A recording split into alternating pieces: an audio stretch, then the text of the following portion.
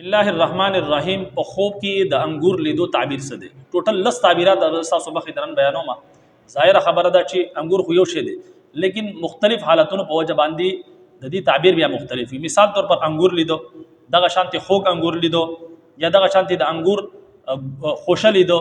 یعنی د انګور چې کوم ګنګو ته ویل کېږي هغه لیدو یا دغه شانتي سپین انګور لیدو یا تور انګور لیدو مختلف حالتونه وي نو مختلف حالتونو په وجه باندې د دې بیا تعبیر هم مختلف وي ظاهر خبره د انګور یو داسې میوه ده چې دا یو جنتی میوه ده دا د الله حضرت یو غټ نعمت دی بهرحال د دې چې کوم تعبیرات دي هغه ډېر بهترین تعبیرات دي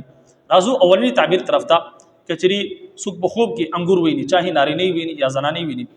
نو دا د رزق د فراوانی علامت دی یعنی فرض کې بده ډېره فراوانی ملاويږي او دغه شانتي د مال د اضافي علامت دی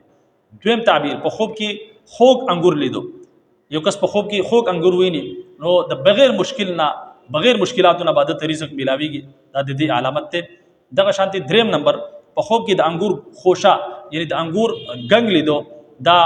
د غټ نعمت ملاويدو علامت یعنی د ډېر غټ نعمت ملاويدو ولده او دغه شانتي په روزګار کې د ترقی علامت ته سلورم نمبر په خوب کې سپین انګور لیدو دا ډېر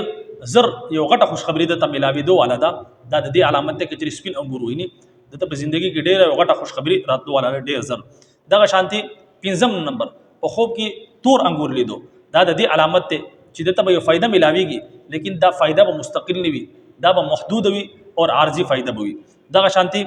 شپږم نمبر په خوب کې د انګور خوراک کول یعنی انګور خړل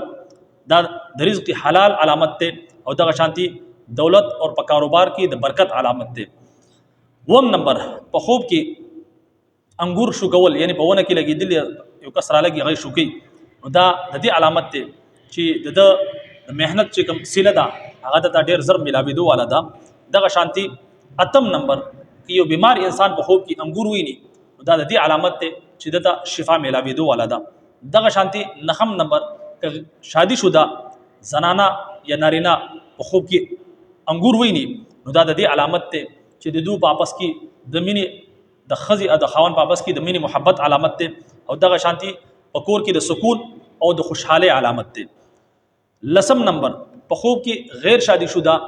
جنې الګ یعنی زنانه نارینه انګور ویني نو دا د خو او بهترینی رشتي علامت ته چې د رشتہ راتلو ولدا چاهي جنې ویني یا الګ ویني نو دا د خرشتو رشتي علامت ته چې بهترین رشتہ دلا راتلو ولدا دا ټوټل لس مختلف حالاتو لس مختلف تعبیرات ما تاسو مخه بیان کړو امید کوم چې ویډیو ما خو راغلی وي اجازه راکړئ السلام علیکم ورحمت الله وبرکاته